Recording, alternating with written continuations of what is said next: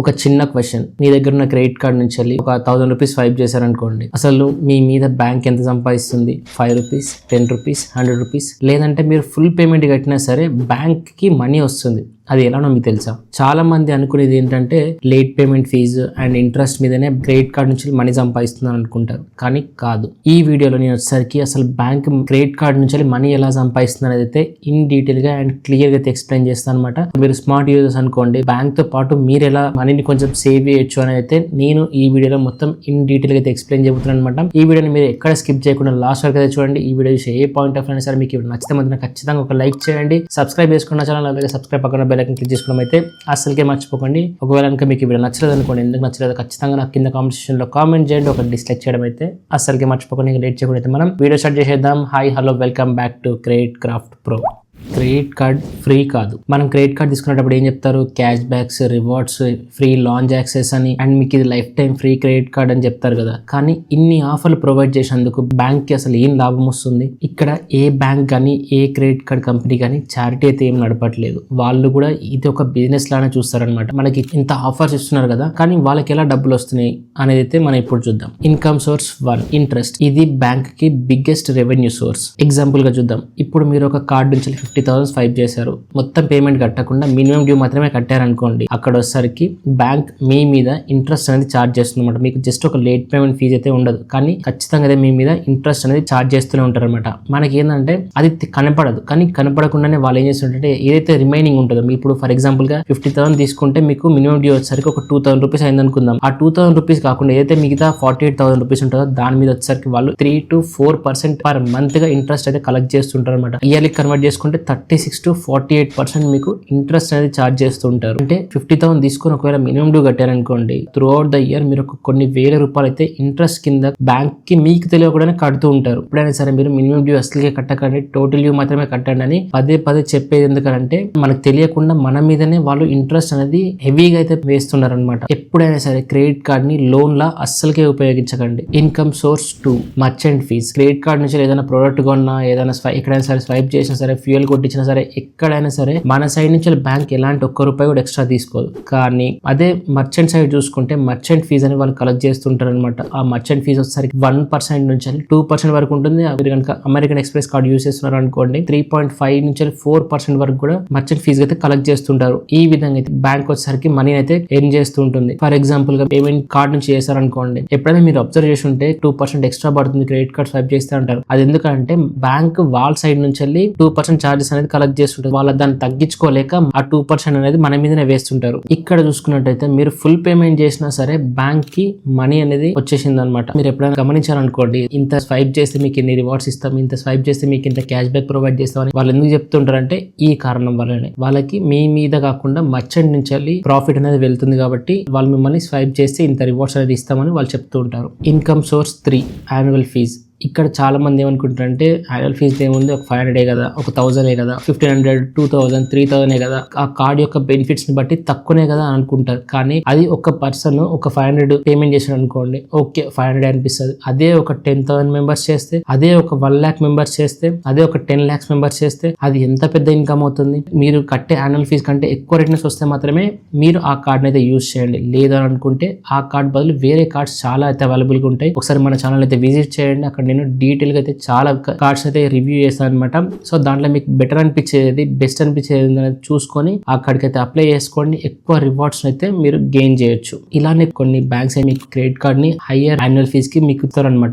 దాంట్లో వాళ్ళు ఏం చెప్తారు, ఎక్కువ రిటర్న్స్ వస్తాయి, ఎక్కువ క్యాష్ బ్యాక్ వస్తుంది, ఎక్కువ లాంచ్ యాక్సెస్ వస్తాయి, రివార్డ్స్ కూడా క్యాల్కులేట్ అవుతుంటాయి, రివార్డ్స్ వచ్చేసరికి మీకు లైఫ్ టైం ఉంటాయి, అలా ఉంటాయి, ఇలా ఉంటాయి అని చెప్తూ ఉంటారు. కానీ దాంట్లో మీరు ఎన్ని కరెక్ట్ యూజ్ చేస్తున్నారు, ఎంతవరకు మీరు ఆ కార్డ్ నుంచి బెనిఫిట్ పొందుతున్నారు అనేది క్లారిటీగా ఆలోచించారు అనుకోండి, అర్థమైపోతుంది అనమాట. అసలు నాకు ఈ కార్డ్ నుంచి బెనిఫిట్ ఎంత వస్తుంది, లేదంటే అనవసరంగా నేను ఏమన్నా పేమెంట్ చేస్తున్నానా అనేది మీకు క్లారిటీ అయితే వస్తుంది. సో ఆల్రెడీ మీరు క్రెడిట్ కార్డ్ యూస్ చేస్తున్నారు, మీకు అంత నచ్చలేదు, అంటే దాని మీద మీకు ఎంత బెనిఫిట్స్ రావట్లేదు, అయినా కానీ మీరు యాన్యువల్ ఫీజ్ కడుతున్నారు అనుకోండి, బెటర్ మీరు ఆ కార్డ్ నుంచి అదే బ్యాంక్ లో డిఫరెంట్ కార్డ్స్ అనేది వాళ్ళు ఇష్యూ చేస్తుంటారు కదా, ఈ కార్డ్ నుంచి ఇంకో కార్డ్ కి అయితే అప్గ్రేడ్ అవ్వడానికి ట్రై చేయండి. ఎక్కువ బెనిఫిట్ అయితే మీరు పొందుతారు. Income source 4, late fee and penalties. Due date miss చేశారా, late payment fee. Minimum due మాత్రమే కట్టారా, ఇంట్రెస్ట్ అనేది ఛార్జ్ అవుతుంది. క్యాష్ విత్ డ్రా చేశారా, చేశారా, క్యాష్ అడ్వాన్స్డ్ ఫీ అని కలెక్ట్ చేస్తుంటారు. దాంతో పాటుగా మీకు డైలీ ఇంట్రెస్ట్ కలెక్ట్ చేస్తుంటారు. దాని మీద వచ్చేసరికి జిఎస్టీ కలెక్ట్ చేస్తుంటారు. ఫారెన్ ట్రాన్సాక్షన్స్ ఏమైనా చేశారా, ఫారెన్ మార్కప్ చార్జెస్ అని కలెక్ట్ చేస్తుంటారు. పర్చేస్ చేసి మీరు ఈఎంఐ కన్వర్ట్ చేశారా, ప్రాసెసింగ్ ఫీ కలెక్ట్ చేస్తారా, అండ్ దాంతో పాటు ఇంట్రెస్ట్ కూడా కలెక్ట్ చేస్తుంటారు. ఇవన్నీ కూడా బ్యాంక్ కి అడిషనల్ ఇన్కమ్ అయితే అందిస్తుంటాయి. ఎందుకు మనకు అసలు బ్యాంక్ ప్రతిసారి మెయిల్ కానీ మెసేజ్ కానీ కాల్ చేసి మరి ఈ ఆఫర్ ఉంది అని చెప్తుంటారంటే, మీరు ఎక్కువ స్పెండ్ చేశారనుకోండి, ఎక్కువ అవుట్ స్టాండింగ్ ఉండిపోతుంది. ఆ అవుట్ స్టాండింగ్ పేమెంట్ మీరు కట్టలేక మీరు ఏం చేస్తారంటే దాన్ని ఈఎంఐ కన్వర్ట్ చేసుకోవడమో లేదంటే మినిమం డ్యూ పే చేయడమో ఏదో ఒకటి జరుగుతూనే ఉంటది. ఈ ఛాన్స్ కోసమే వాళ్ళు మిమ్మల్ని పదే దీని మీద ఆఫర్ ఉంది, దాని మీద ఆఫర్ ఉంది, అక్కడ ఆఫర్ ఉంది, ఇక్కడ ఆఫర్ ఉంది అని చెప్తూ ఉంటారు. Income source 5 EMI conversions. మనలో చాలా మంది ఫోన్ కొనాలన్నా, టీవీ కొనాలన్నా, ఏదైనా ల్యాప్టాప్ కొనాలన్నా కొంచెం కాస్ట్ ఎక్కువ అనుకోండి, ఫస్ట్ గుర్తొచ్చేది ఈఎంఐ కన్వర్ట్ చేసుకోవడం. ఈ ఈఎంఐ కన్వర్ట్ చేసుకోవడం వల్ల కూడా వాళ్ళు మనీ అనేది ఎర్న్ చేస్తుంటారు. ఫోన్ టీవీ కలిపి ఒక 1 lakh కొన్నారు అనుకుందాం. సో ఈ 1 lakh అయితే మీరు ఒకటేసారి పేమెంట్ చేస్తారు, కొంతమంది చేయరు. చేసే వాళ్ళకైతే వాళ్ళకి మర్చెంట్ ఫీజు తీసుకుంటారు, వదిలేస్తారు. అదే ఎవరైతే పేమెంట్ చేయలేకపోతారో వాళ్ళనైతే ఈఎంఐ కన్వర్ట్ చేస్తారు. క్రెడిట్ కార్డ్ మీద వచ్చేసరికి మనకి 14 నుంచి ఛార్జ్ చేస్తుంటారు అనమాట. నార్మల్ గా లోన్ తీసుకుంటే 8% నుంచి స్టార్ట్ అవుతుంది, కానీ క్రెడిట్ కార్డ్ వచ్చేసరికి మీకు 14% నుంచి ఇంట్రెస్ట్ అనేది క్యాలిక్యులేట్ అవుతుంది. అది మీరు ఇయర్స్ పెంచుకునే పోయే కొద్దీ మీకు 14% నుంచి 24% వరకు మీ మీద ఇంట్రెస్ట్ అయితే కలెక్ట్ చేస్తుంటారు. ఇప్పుడు ఒక 1 lakh కి మీరు ఇంట్రెస్ట్ చేసుకోండి, ఒక 14% ఇంట్రెస్ట్ రేట్ క్యాలిక్యులేట్ చేసుకుంటే త్రూ అవుట్ ద ఇయర్ వాళ్ళకి రెవెన్యూ వస్తూనే ఉంటుంది. ఇంట్రెస్ట్ ఒక్కటే కాకుండా ఈఎంఐ కన్వర్ట్ చేసినందుకు దాని మీద ప్రాసెసింగ్ ఫీ కలెక్ట్ చేస్తారు, జిఎస్టీ కలెక్ట్ చేస్తారు. ఎంతమంది ఈఎంఐల వస్తువులు కొనట్లేరు, ఒకసారి మీరే ఆలోచించండి. అందుకనే మీరు ఎప్పుడైనా సరే ఎనీ బ్యాంకింగ్ యాప్ ఓపెన్ చేశారనుకోండి, మీరు క్రెడిట్ కార్డ్ వాడుతున్నారు, అక్కడ మీరు కొంచెం హెవీ స్పెండ్ చేశారనుకోండి, ఖచ్చితంగా అయితే మీకు ఈఎంఐ కన్వర్ట్ చేసుకోవడానికి మీకు పాపప్ అనేది కనిపిస్తుంటుంది. లేదంటే బ్యాంక్ సైడ్ నుంచి కాల్ చేసి మీకు ఆ ఆఫర్ ఉంది, మీకు ఈ ఆఫర్ ఉంది అని చెప్పి మీరు ఈఎంఐ కన్వర్ట్ చేసుకున్న దాకా ఫోన్ చేస్తూనే ఉంటారు. Income source 6 partnership. అమెజాన్ లో కానీ, ఫ్లిప్కార్ట్ లో కానీ, ఎనీ ఆన్లైన్ షాపింగ్ ప్లాట్ఫామ్స్ లో చూసుకుంటే మీకు డిస్కౌంట్స్ కనిపిస్తుంటాయి, ఆఫర్స్ కనిపిస్తుంటాయి, క్రెడిట్ కార్డ్ యూస్ చేస్తే క్యాష్ బ్యాక్స్ కనిపిస్తుంటాయి, రివార్డ్స్ కనిపిస్తుంటాయి. ఇవన్నీ వాళ్ళు ఎందుకు ప్రొవైడ్ చేస్తున్నట్టు, ఎందుకంటే మీరు ఎప్పుడో ఒకసారి హెవీ స్పెండ్ చేసినప్పుడు ఐదర్ బ్యాంక్ అయినా సరే డైరెక్ట్ గా మీరు ఈఎంఐ కన్వర్ట్ చేసుకుంటారు, లేదు అని అంటే డైరెక్ట్ ఈ ప్లాట్ఫామ్ నుంచి అయినా సరే మీరు ఈఎంఐ కన్వర్ట్ చేసుకుని ఆ ప్రోడక్ట్ అయితే కొంటారు. అందుకనే వాళ్ళు ఎక్కువ ఆఫర్స్ అనేది ప్రొవైడ్ చేస్తారు. కానీ మీరు గమనించండి, ఇప్పుడు ఒక 1 lakh ఏదైనా వస్తువు కొన్నారు అనుకోండి, వాళ్ళు ఇచ్చే డిస్కౌంట్ ఎంత ఉంటుంది, బ్యాంక్ సైడ్ నుంచి ఒక 3,000 4,000 ఇస్తారు. అది కట్టలేక కనుక ఈఎంఐ కన్వర్ట్ చేసుకున్నారు అనుకోండి,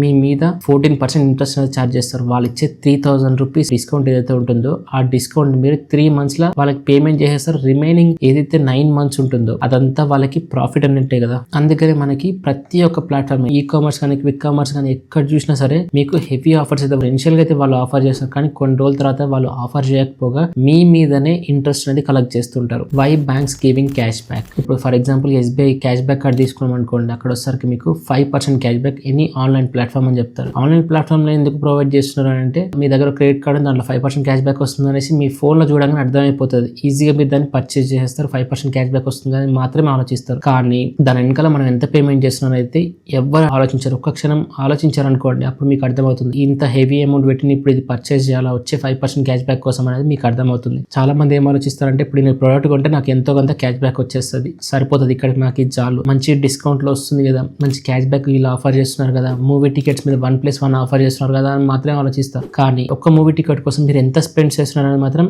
ఇక్కడ ఆలోచించారనమాట. ఐదర్ మీకు 50% డిస్కౌంట్ అని చెప్తారు, లేదా 60% డిస్కౌంట్ అండ్ 80% డిస్కౌంట్ అని చెప్తారు. కానీ వాళ్ళు ఎందుకు అంత లాస్ కమ్ముకుంటున్నారు అని ఎప్పుడైనా మీరు ఆలోచించారు? ఎవ్వరు ఆలోచించారు. ఎందుకంటే అక్కడ వాళ్ళు లాస్ అయ్యేది ఏం లేదు. ఉన్న ప్రైస్ ని కొంచెం పెంచి దాన్ని మళ్ళీ బ్యాంక్ డిస్కౌంట్ అని చెప్పి, బ్యాంక్ క్యాష్ బ్యాక్ డిస్కౌంట్ అని చెప్పి మళ్ళీ ఉన్న రేట్ కే దాన్ని మీకు అమ్మేస్తుంటారు. మీరు కనుక హెవీ స్పెండ్ చేసుకుంటూ వెళ్ళారనుకోండి, ఐదర్ దాన్ని మీరు ఈఎంఐ కన్వర్ట్ చేసుకుంటారు, లేదంటే ఒక్కోసారి ఎక్కువ పేమెంట్ చేయలేక మినిమం డ్యూ కట్టి వదిలేస్తారు, లేదా ఇదేది చేయలేదు మీరు అట్లీస్ట్ రొటేట్ చేసుకుంటూ వెళ్తున్నారు అనుకుందాం, అప్పుడు ఏం చేస్తారంటే లోన్ అనేది ఆఫర్ చేస్తుంటారు. ఆ లోన్ మీద అయినా సరే వాళ్ళు మనీ అనేది సంపాదిస్తూ ఉంటారు. అండ్ దాంతో పాటు కొన్ని బ్యాంక్స్ ఏం చేస్తుంటారంటే, మీ క్రెడిట్ కార్డ్ ఇచ్చిన తర్వాత మీరు కరెక్ట్ ప్రాపర్ గా యూజ్ చేస్తున్నారు, వాళ్ళకి రెవెన్యూ అటు ఇటు ఉందని అనుకుంటే మీకు ఇన్సూరెన్స్ అనేది ఆఫర్ చేస్తారు. Term life insurance, medical insurance, ఆ ఇన్సూరెన్స్, ఈ ఇన్సూరెన్స్ అని చెప్పి ఏదో ఒకటి ఆ కార్డ్ మీద అయితే మీకు అప్లై చేసేస్తూనే ఉంటారు. అండ్ దాంతో పాటు ఫ్రాడ్ ప్రొటెక్షన్ అనేది అప్లై చేస్తుంటారు. అండ్ దాంతో పాటుగా మీరు ఇప్పుడు ఒక క్రెడిట్ కార్డ్ వాడుతున్నారు అనుకోండి, కార్ లోన్ కానీ, బైక్ లోన్ కానీ, హోమ్ లోన్ కానీ, పర్సనల్ లోన్ కానీ, ఏదైనా సరే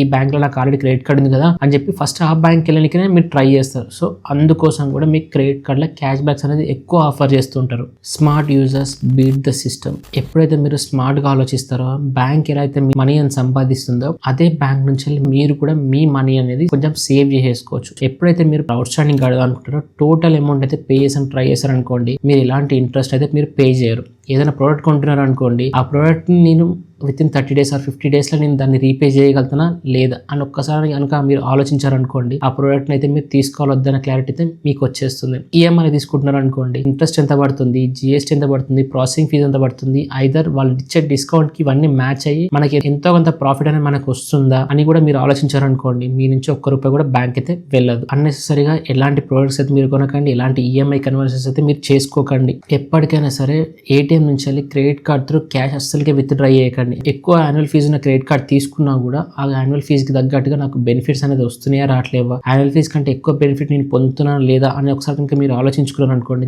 అప్పుడు మాత్రమే ఆ కార్డ్ని అయితే తీసుకోండి. లేదు మీకు వచ్చే బెనిఫిట్ కంటే యాన్యువల్ చార్జెస్ ఎక్కువ మీరు కడుతున్నారంటే ఇమీడియట్ గా ఆ కార్డ్ని అవాయిడ్ చేయడం అయితే బెటర్ అవుతుంది. అండ్ ఒక 3-4 క్రెడిట్ కార్డ్స్ వాడుతున్నారు, దానికి ఇచ్చిన టోటల్ లిమిట్ లా మీరు 30% బిలో వాడుతున్నారా లేదని అయితే చెక్ చేసుకుంటూ ఉండండి. అండ్ ఇంకోటి ఏంటంటే ఫ్రెండ్స్, ఎప్పుడైతే మీకు రివార్డ్ పాయింట్స్ అనేది వాళ్ళు ఆఫర్ చేస్తుంటారో ఎవ్రీ టైం మీరు చెక్ చేసుకుంటూ ఉండండి. రివార్డ్ పాయింట్స్ కొన్ని బ్యాంక్స్ వచ్చేసరికి 1 year కి ఎక్స్పైర్ అయిపోతుంటాయి, కొన్ని బ్యాంక్స్ లో వచ్చేసరికి 2 years కి ఎక్స్పైర్ అయిపోతుంటాయి, కొన్ని బ్యాంక్స్ లో ఏంటంటే లైఫ్ టైం కూడా వాళ్ళు ఆఫర్ చేస్తుంటారు. కాకపోతే ఆ రివార్డ్ పాయింట్స్ ని ఎక్స్పైర్ అవ్వక ముందుకే రిడీమ్ చేసుకుని అయితే ట్రై చేయండి. ఇది ఫ్రెండ్స్ నాకు ఓవరాల్ గా అనిపించింది అయితే బ్యాంక్స్ ఇన్ని విధాలుగా అయితే మన దగ్గర నుంచి కానివ్వండి, మర్చెంట్స్ దగ్గర నుంచి కానివ్వండి మనీ అయితే సంపాదిస్తుంది. సో ఈ విధంగా వాళ్ళ బిజినెస్ స్ట్రాటజీ అనేది రన్ అవుతుంటుంది. ఇది నాకు ఓవరాల్ గా అనిపించింది. అయితే ఈ వీడియోని మీరు ఇక్కడ వరకు చూసారంటే ఖచ్చితంగా మీకు ఈ వీడియో ఎంతో కొంత నచ్చే ఉంటుంది ಅಂತ అనుకుంటున్నాను. ఒకవేళ మీకు వీడియో నచ్చినట్లయితే ఖచ్చితంగా ఒక లైక్ చేయండి, సబ్స్క్రైబ్ చేసుకున్న ఛానల్ని, అలాగే సబ్స్క్రైబ్ పక్కన బెల్ ఐకాన్ క్లిక్ చేసుకోవడం అయితే అస్సలకే మర్చిపోకుండా. ఒకవేళ మీకు వీడియో నచ్చలేదు అనుకోండి, ఎందుకు నచ్చలేదు నాకు ఖచ్చితంగా కింద కామెంట్ సెక్షన్ లో కామెంట్ చేయండి. ఇంకా నేను ఏమైనా బెనిఫిట్స్ అనేది నేను మిస్ చేశానా, మీకు ఇంకేమైనా వేరే విధాలుగా బ్యాంక్ మనీ సంపాదిస్తున్నాను మీకు ఏమైనా తెలిస్తే మాత్రం ఖచ్చితంగా నాకు కింద కామెంట్ సెక్షన్ లో కామెంట్ చేయండి, నేను కూడా తెలుసుకుంటాను అనమాట. ఇంకా ఫైనల్ గా వచ్చేసరికి థ్యాంక్స్ ఫర్ వాచింగ్ ఫ్రెండ్స్.